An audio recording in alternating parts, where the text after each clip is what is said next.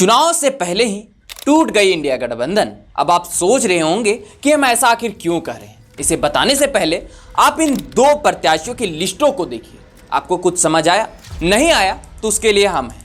बात कुछ ऐसी है कि विश्रामपुर विधानसभा सीट पर कांग्रेस और आरजेडी दोनों ने अपने उम्मीदवारों का ऐलान कर दिया है। जब दोनों ने एक ही विधानसभा सीट पर अपने अपने उम्मीदवारों का ऐलान किया है तो यह गठबंधन कैसी? गठबंधन में सदा यही होता है कि एक विधानसभा सीट से कोई एक ही पार्टी चुनाव लड़ सकता है, पर इस विश्रामपुर विधानसभा सीट से कांग्रेस और आरजेडी दोनों चुनाव लड़ रही है। तो इसी के साथ इंडिया गठबंधन टूट चुकी है। नमस्कार, मैं हूं आशीष और आप देखना शुरू कर चुके हैं द पंचायत न्यूज की स्पेशल रिपोर्ट सियासी हलचल।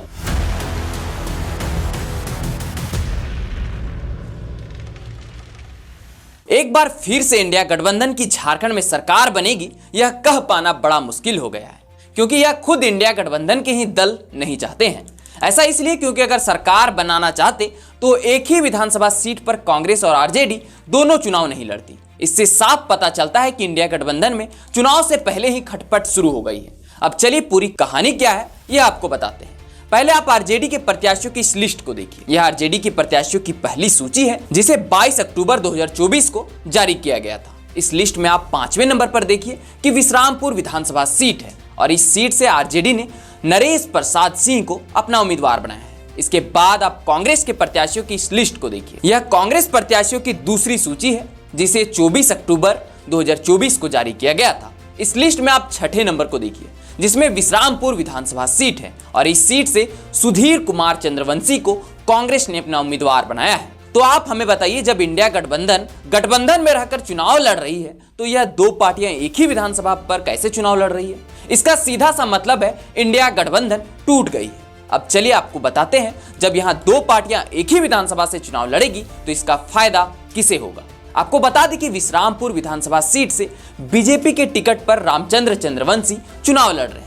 इन्होंने 2019 में भी बीजेपी के टिकट पर ही चुनाव लड़ा था और 40,635 वोटों के साथ चुनाव जीता था। तो वहीं जो इस बार आरजेडी के टिकट पर चुनाव लड़ रहे हैं, नरेश प्रसाद सिंह भी 2019 के चुनाव में निर्दलीय चुनाव लड़े थे और 27,820 वोटों के साथ तीसरे नंबर पर रहे थे। तो वहीं इस बार कांग्रेस की टिकट पर सुधीर कुमार चंद्रवंशी चुनाव लड़ने वाले हैं। आपको यह बता दें कि इससे पहले सुधीर कुमार चंद्रवंशी, जिसे कांग्रेस ने अपना प्रत्याशी बनाया है, इन्होंने कभी भी विधानसभा चुनाव नहीं लड़ा है। हालांकि वह विश्रामपुर विधानसभा के कांग्रेस प्रभारी थे। ऐसे में इस बार विश्रामपुर विधानसभा सीट पर इन तीनों पार्टियों के बीच मुकाबला होने वाला है, पर इन तीनों के बीच जीतने की कितनी संभावना है, इसका अंदाजा लोकसभा चुनाव के परिणाम से भी काफी हद तक लगाया जा सकता है। आपको बता दें कि लोकसभा चुनाव में पलामू संसदीय क्षेत्र के अंतर्गत आने वाला विश्रामपुर विधानसभा सीट पर भाजपा प्रत्याशी बीडी राम को 1,19,685 वोट मिले थे, जबकि इंडिया अलायंस समर्पित आरजेडी प्रत्याशी ममता भूया को मात्र 69,188 वोट मिले थे। इन आंकड़ों को अगर देखें तो भाजपा को इस विधानसभा सीट से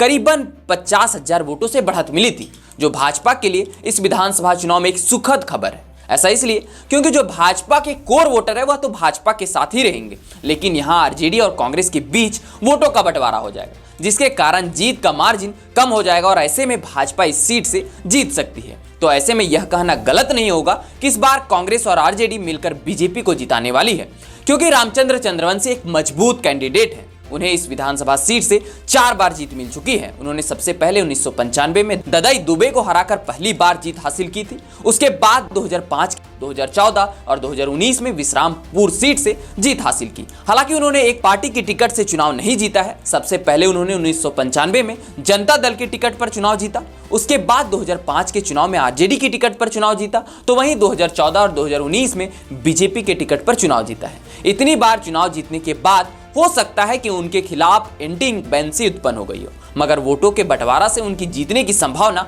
बढ़ गई है। हालांकि इनकी विधानसभा में कई ऐसी समस्याएं भी हैं जिनके कारण इन्हें हार का भी सामना करना पड़ सकता है। इस विधानसभा क्षेत्र में सिंचाई सुविधा का घोर अभाव है। झारखंड में बहने वाली सोन और कोयल नदी पर बांध बनाने का निर्माण वादा कई दशकों से पूरा नहीं हुआ है। क्षेत्र में युवाओं के लिए ना तो रोजगार सृजन की कोई पहल हुई और ना ही मजदूरों का पलायन रुका। शहरी क्षेत्रों में भी पेयजल आपूर्ति योजनाओं का भी अभाव है, तो वहीं लंबे समय से विश्रामपुर और मझगांव को अनुमंडल बनाने की मांग भी होती रही है। अगर इन नाकामियों को आरजेडी या कांग्रेस भुनाने में सफल हो जाती है तो हो सकता है कि इस बार इस विधानसभा सीट से भाजपा की हार हो जाए, लेकिन इस पर कुछ कहा नहीं जा सकता क्योंकि राजनीति संभावनाओं का खेल है। कब कौन सा पासा किसकी ओर पलट जाए यह किसी को नहीं पता। लेकिन आप क्या सोचते हैं कि इस विश्रामपुर विधानसभा सीट से बीजेपी, आरजेडी या कांग्रेस तीनों में से कौन चुनाव जीत सकता है? यह हमें नीचे कमेंट बॉक्स में जरूर बताएं। और यह वीडियो अगर आपको इन्फॉर्मेटिव लगे तो अपने दोस्तों के साथ शेयर जरूर करें और साथ ही साथ हमारे इस यूट्यूब चैनल को सब्सक्राइब भी जरूर कर लें। तो चलिए मिलते हैं अगले इसी प्रकार के कुछ और वीडियो के साथ। तब तक के लिए आप सबों को जोहार।